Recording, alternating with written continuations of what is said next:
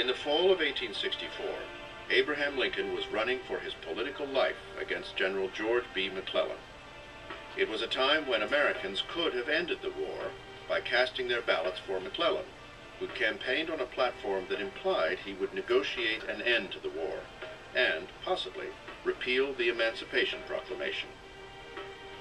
But Lincoln is not willing to take those steps that some people say would guarantee his re-election. Rescinding the Emancipation Proclamation, agreeing to an armistice with the South, agreeing to recognize the Southern Confederacy.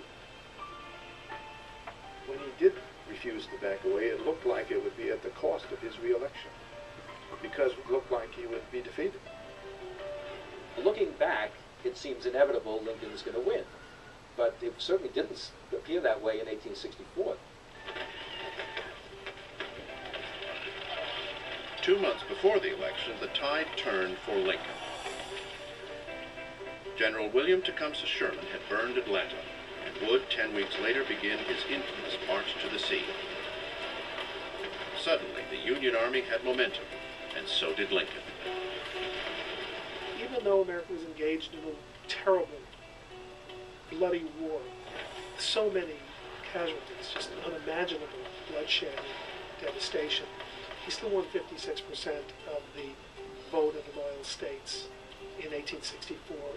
That in itself is an extraordinary testament to people's faith in Lincoln.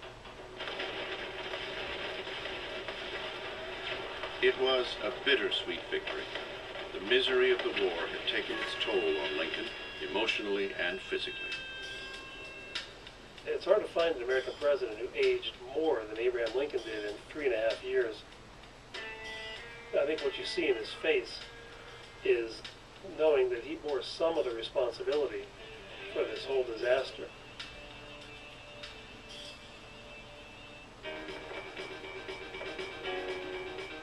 "4 years to the day after Lincoln first took the oath of office, he was taking it again on March 4th, 1865.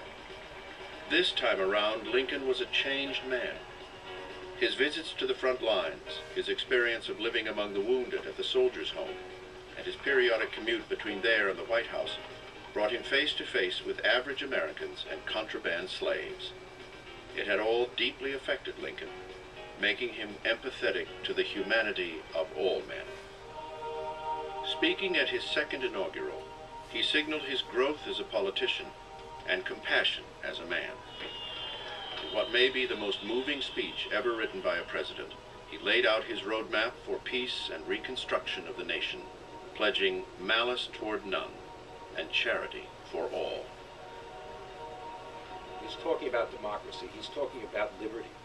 He's talking about the necessity of coming to terms with the legacy of slavery for American history. On April 9, 1865, just weeks after Lincoln's inauguration, Robert E. Lee surrendered his Confederate Army of Northern Virginia to Ulysses S. Grant. The war was nearly over. Soon after, in what would be his last speech, Lincoln showed no signs of vindictiveness. Echoing the same themes from his inaugural address, he called upon the nation to heal itself. He spoke about giving favorable terms to the South, and for the first time in public, about granting the black man the right to vote. It would be very easy for Lincoln to say at the end of the war, when Union victory is completely guaranteed, God's on our side. This is what presidents nowadays say. They know what God believes. They got a direct pipeline. Lincoln doesn't do that. Lincoln says we don't know what God's will is. So we've got to rely on our own judgment.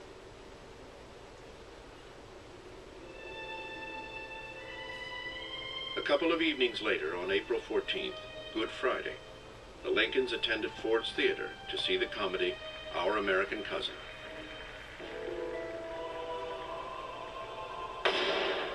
It was Lincoln's last night on Earth.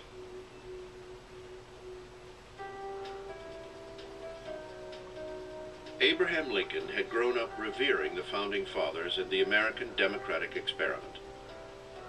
It was because of this first revolution that Lincoln was able to enjoy political freedom and equal opportunity.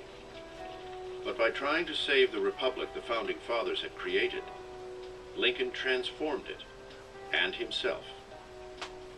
Lincoln faced the greatest crisis the country had ever seen, and he rises to the occasion. But in rising to the occasion, he changes his views. Lincoln came to see that everyone, no matter what their race, creed, or religion, had a right to live the American dream. I think what America is at its best today is a reflection of the steps he took to preserve the Union and to eradicate slavery and to ensure democracy and equal opportunity. I think the fact that we enjoy the opportunity to debate and to quarrel while retaining a single national spirit and a national purpose is all the result of Lincoln's achievement and Lincoln's sacrifice.